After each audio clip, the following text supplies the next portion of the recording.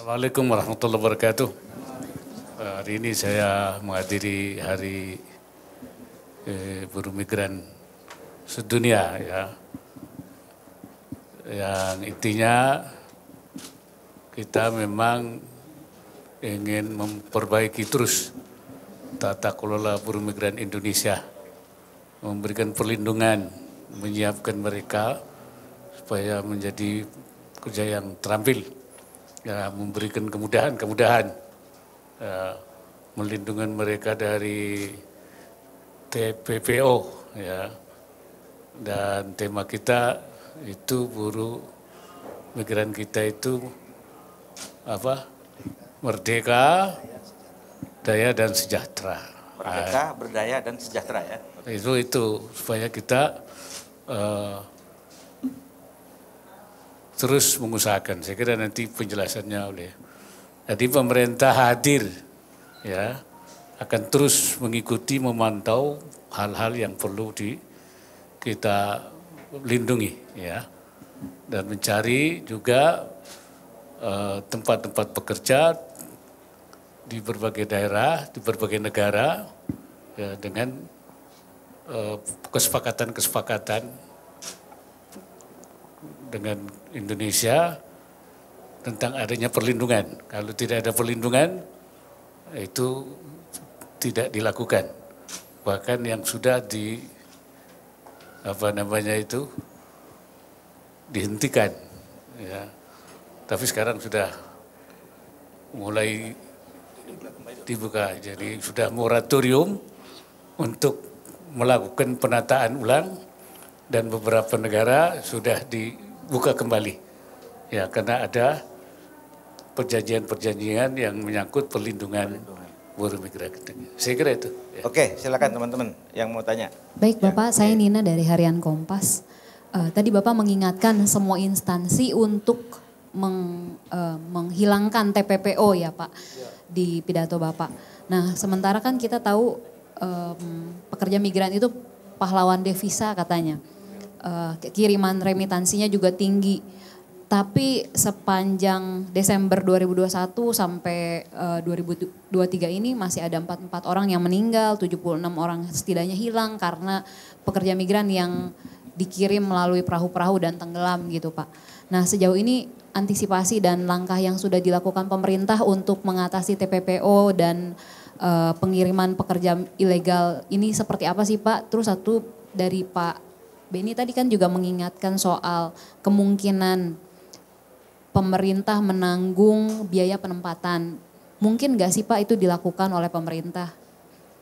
Dan satu lagi Pak, kalau boleh, kan Bawaslu juga bilang ada transaksi mencurigakan dalam Pilpres, dalam laporan dari PPATK. Pemerintah akan bersikap seperti apa untuk transaksi mencurigakan terkait Pilpres ini? Makasih ya Pak.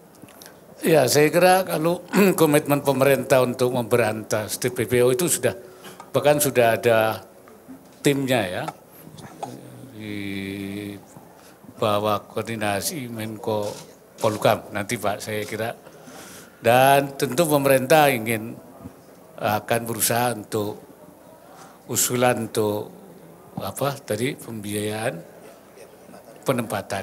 Itu akan kita coba ya, seberapa mungkin pemerintah mampu tetapi komitmen pemerintah tentu ingin memberikan hal yang terbaik buat buruh migran dan memberikan kemudahan dan keringanan kepada mereka.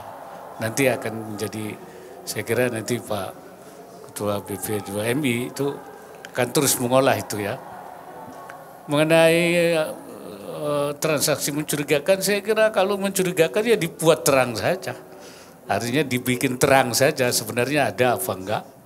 Kalau ada yang mencurigakan ya coba diusut aja secara tuntas. Ya seperti apa.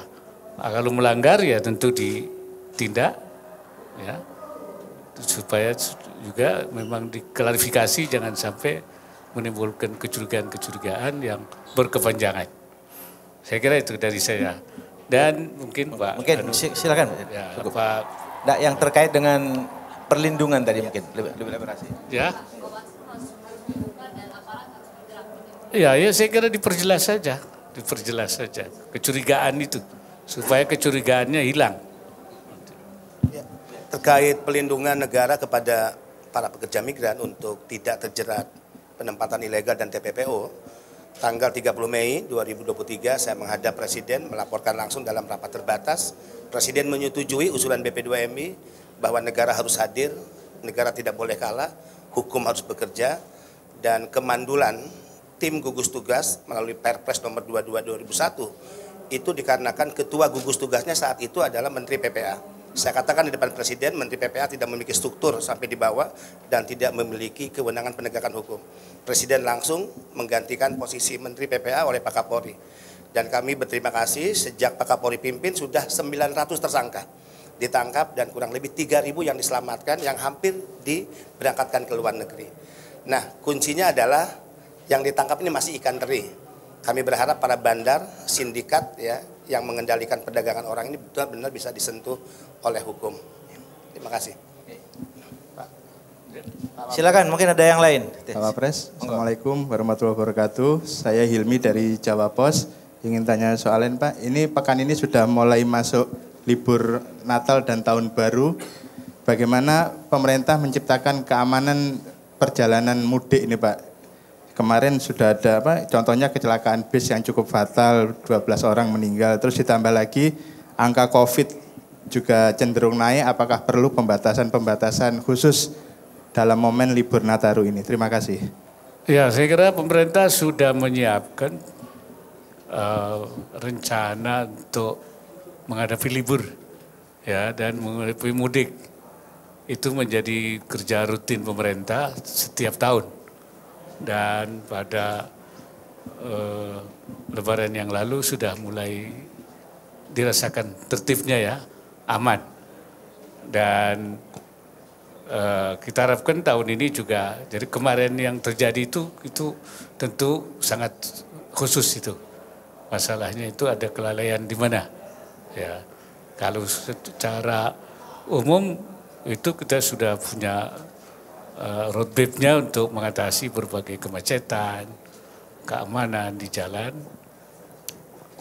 Dan mengenai COVID, itu memang sekarang sudah mulai kita monitor dan untuk di tempat-tempat tertentu sudah mulai menggunakan masker ya. Jadi untuk masalah prokesnya itu kita mulai, tetapi tentu kita ukur dengan besarnya perkembangan COVID itu. Dan yang penting adalah vaksinasinya. Yang belum supaya divaksinasi untuk menciptakan kekebalan. Nah, selanjutnya belum ada langkah-langkah yang nanti saya kira kalau itu sudah membesar akan ada ratas yang akan membahas secara detail tentang masalah COVID. Ini kan baru ada gejala di beberapa tempat. Saya kira itu. Oke, cukup ya. Saya Pak, satu lagi Pak. Hah? Satu lagi Pak, Terakhir, terkait isu pengungsi Rohingya Pak. Pengungsi Rohingya ini kan rasanya semakin hari semakin banyak yang datang ke Indonesia. Ini sebenarnya sikap pemerintah tuh seperti apa sih Pak? Karena kalau dikatakan menampung, kita lihat fasilitas buat para pengungsi ini juga ala kadarnya juga. Sehingga mereka dalam tanda kutip mungkin merepotkan warga sekitar juga. Tapi di satu sisi jika pemerintah tidak menampung juga saya lihat belum ada komunikasi yang secara komprehensif gitu dengan UNCHR yang punya wewenang. Itu sebenarnya sikap pemerintah bagaimana sih Pak terhadap Rohingya ini Pak? Ya ini kan pemerintah tentu ini atas dasar kemanusiaan yang menampung. Tetapi tentu ini juga memerlukan biaya besar ya. Karena itu kita berkoordinasi dengan UNHCR yang punya tanggung jawab. Ya. Selain itu kita juga mulai mempelajari kenapa mereka itu datang ke sini. Ya. Kan Indonesia bukan tujuan, negara tujuan saya kira itu, tapi negara semacam transit. Tetapi di sini menurut informasi itu ada TPPO juga. Nah ini yang harus dicegah. Jangan sampai nanti ke depan menjadi masalah yang berlanjut. Oleh karena itu yang ada tentu ditangani dengan bekerja sama dengan UNHCR. Ya, kemudian sedang juga mencari tempat-tempat yang tepat, jangan sampai mengganggu masyarakat sekitar. Ya. Kemudian juga mencegah kemungkinan terjadinya adanya usaha untuk mendatangkan oleh sindikat TPPO yang diduga ada di belakang kedatangan Rohingya itu. Kita akan waspada itu. Oke, terima kasih. Assalamualaikum warahmatullahi wabarakatuh.